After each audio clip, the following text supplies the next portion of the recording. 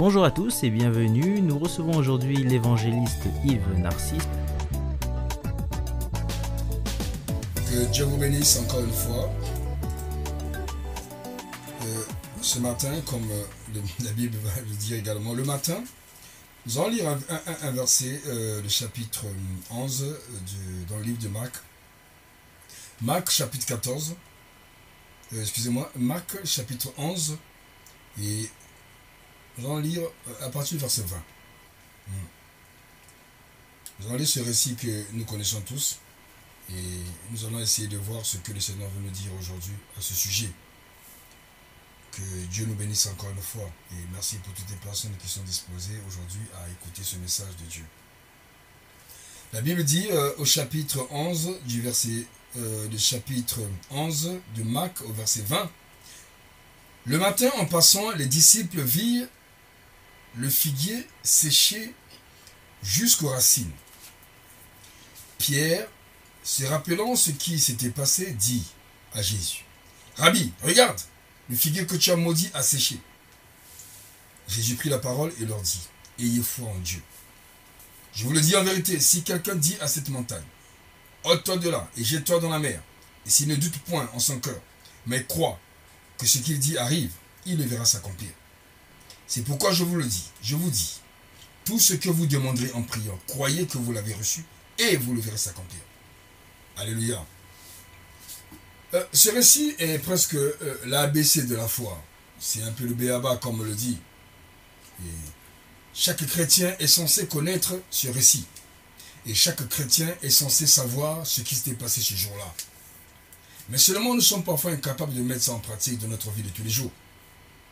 Pourtant nous savons, nous le répétons même aux yeux fermés. Tout ce que tu crois, si tu ne doutes point, nous le savons. Mais pourtant nous avons toujours cette grande bataille dans notre pensée. Cette grande bataille de notre intelligence qui nous empêche de recevoir les choses que nous voulons obtenir. Alléluia. Tout simplement parce que le combat spirituel se déroule au niveau de notre intelligence. Et bien nous devons savoir que nous avons les sensations. Un homme est tripartite. Un homme est constitué d'un corps, d'une âme et d'un esprit. Alléluia. Nous le savons tous. Et le corps a ses sens, les 5 sens que nous avons. L'âme aussi a ses sens.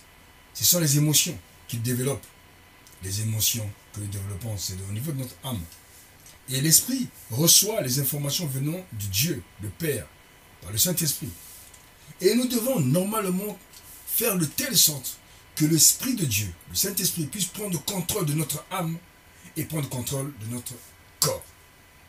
Si nos émotions prennent encore le dessus sur notre esprit, c'est à ce moment-là que nous allons marcher selon le monde. Les émotions ne doivent jamais prendre le dessus sur nous. Les émotions sont très souvent, et je pourrais même dire généralement, charnelles. Alléluia. Nous avons eu à faire beaucoup d'erreurs de notre vie parce que nous avons eu à développer des émotions. Or, Dieu veut que nous puissions développer le fruit de l'esprit qui doit dominer sur les émotions charnelles. Alléluia. Ce jour-là, le Seigneur dit à Pierre: tout ce que tu demanderas, crois que tu l'as reçu et tu le verras s'accomplir. Crois d'abord.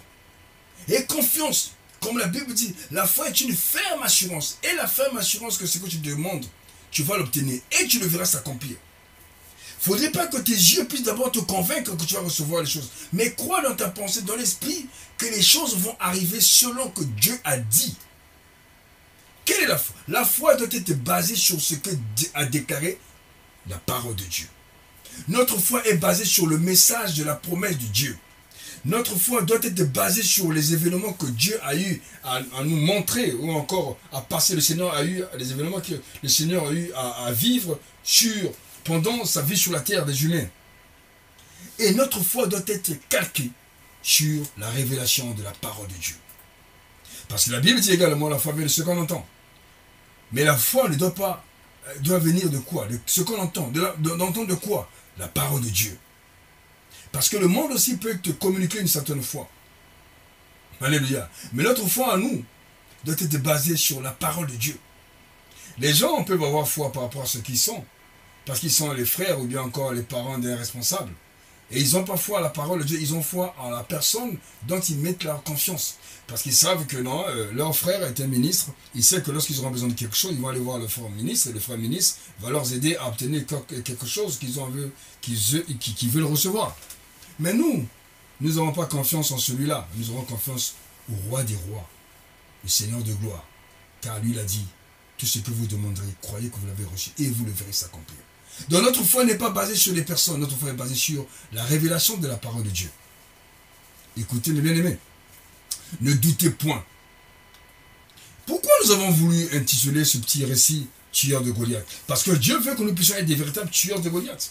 David, lorsqu'il est sorti, lorsqu'il est venu apporter à manger à ses frères qui étaient sur le champ de la bataille, il s'est rendu compte qu'il y avait cette résistance-là des Philistins avec leurs géants qu'ils avaient placés devant le peuple de Dieu. Goliath qui sortait, qui réclamait, qui criait, qui est plus fort que moi, qui sorte, que je l'écrase. Le peuple de Dieu était tremblant. Pourtant, c'était le peuple de Dieu. Ils ont vu Dieu agir avec eux.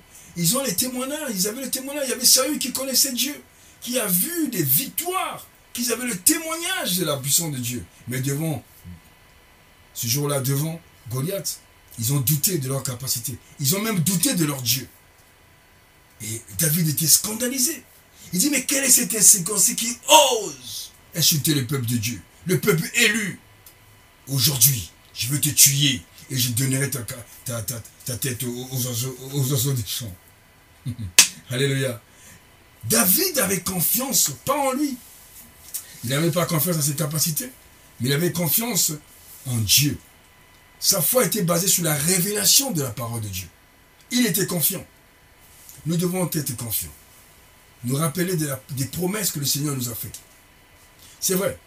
Pourquoi nous doutons? C'est parce que l'ennemi vient nous voler la parole. Il vient embrouiller notre intelligence. Il vient combattre nos émotions, notre âme. Car c'est dans notre âme que se trouvent les émotions. Il amène des vents, des doutes.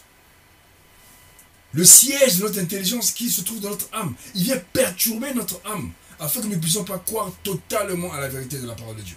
Et à ce moment-là, nous perdons confiance. Et une chose est vraie, mes bien-aimés, moi j'ai compris une chose, c'est vrai.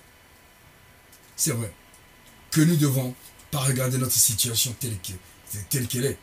Nous devons voir, pas la grandeur de notre situation, mais nous devons voir la grandeur de notre Dieu devant cette situation. Nous ne devons pas nous comparer par rapport aux difficultés. Nous ne devons jamais nous comparer par rapport aux autres. Nous devons comparer les autres par rapport à notre Dieu. Nous devons comparer nos situations par rapport à la grandeur de notre Dieu. David n'a pas regardé la grandeur, bien la carrure qu'avait Goliath. Mais David a regardé la grandeur de son Dieu. Goliath pouvait peut-être être une grande montagne, mais il a vu la plus grande montagne qui est le Seigneur, le Dieu qui est assis sur la montagne de Sion. Alléluia. Et il a regardé, et il a dit, mais quel est cet incirconcis qui ose défier le peuple de Dieu? Et nous allons dire à nos problèmes, qui es-tu pour défier celui que Dieu a racheté par le sang précieux de Jésus-Christ? Alléluia, mon bien-aimé. Commence à penser à cette chose. C'est une grande vérité, mon bien-aimé. Commence à réfléchir. Qui es-tu véritablement? Retrouve ton identité véritable. Souviens-toi que le Seigneur a payé un grand prix. Il est allé à la croix et il a dit tout était accompli. C'était pour toi et c'était pour moi. Maintenant, quelle est cette situation qui peut détruire ta vie? Non. Prends autorité de cette situation. Dis en toi-même, reconnais ton identité. Dis, je suis un fils de Dieu. Je suis celui-là qui a cru que Jésus-Christ est mort, ressuscité des morts, assis à la droite du Père. Et Jésus-Christ est en train d'intercéder à mon sujet. Donc je crois que devant cette grande bataille, je sais qu'il y a celui-là qui intercède comme à côté du Père. Souvenez-vous, lorsque Josué était en train de combattre dans la vallée de Rephidim, Moïse était sur la montagne en train d'intercéder avec Hur et Aaron. Ils intercédaient. Et à chaque fois que les mains de Moïse étaient levées, et il y avait la réussite sur Josué. Josué est en train de remporter la victoire. Et n'oubliez pas qu'aujourd'hui, nous avons un vrai intercesseur qui intercède dans notre sujet devant le Père, Jésus-Christ, le roi des rois, qui plaît dans notre sujet. Et nous sommes dans la vallée du Rephidim, devant les situations. Nous sommes en train de combattre. Mais là-bas, là-haut, il y a une personne qui est en train d'intercéder pour nous. soyez-en sûrs que la bataille et la victoire est certaine, que nous allons gagner, parce que le Christ a vaincu pour que nous puissions avoir la victoire. Bien-aimés, voici. Ce sont les bonbons spirituels, ce sont les choses merveilleuses que nous oublions, que Dieu veut nous rappeler aujourd'hui, que nous avons un intercesseur. Nous ne devons pas comparer notre situation par rapport à ce que nous sommes en train de voir. N'ayons pas peur, n'ayons crainte, n'ayons pas de phobie, comme dit ce message dans son origine, dans son étymologie, ce n'était pas. Cela veut dire que n'ayez pas de phobie, n'ayons pas peur. Croyons à la révélation de la parole de Dieu, car il a dit, tout est accompli. J'ai remporté la victoire. Je suis allé, j'intercède avant tout sujet. Le Saint-Esprit est là, va vous conduire. Il vous dira ce que vous devez faire. Il vous parlera de moi. N'ayez crainte, car il est là. Il gère la situation. Ayez confiance en Dieu. N'ayons pas peur de nos situations, mais faisons confiance à celui-là qui est capable de rendre la victoire à ceux qui croient en son